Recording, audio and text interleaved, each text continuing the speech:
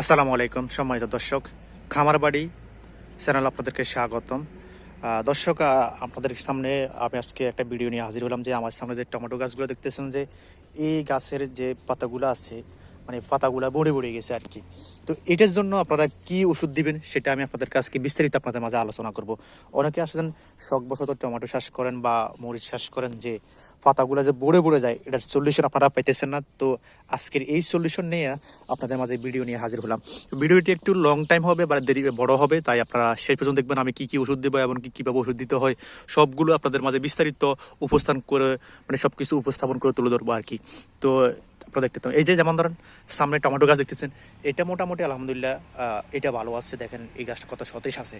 আর এটা দেখেন, এটা পাতাগুলো একদম বড়ে গড়ে গেছে, মানে যে যে কি লাগে না, যেরকম জঙ্গা জঙ্গা হয়ে যাচ্ছে না, মানে এমনটা হয়ে গেছে আর কি। এই গাছটাও ঠিক এটার মতো ছিল আর কি। তো এখন এটা মরে গেছে, এটাও আছে দেখেন।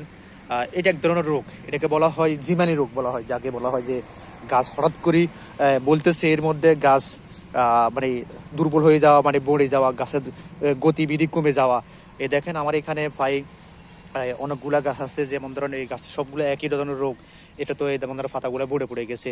তো কি ধরনের ওষুধ দিবেন বা কিভাবে ওষুধ দিবেন আজকে আমি আপনাদের মাঝে বিস্তারিত আলোচনা করবো। যদি আপনার চ্যানেল নতুন হয়ে থাকেন অবশ্যই চ্যানেলটি সাবস্ক্রাইব করে রাখুন। আমরা প্রতি ধরনের কৃষি খামারি কাজের ভিডিও নিয়ে আমরা হাজির হবো।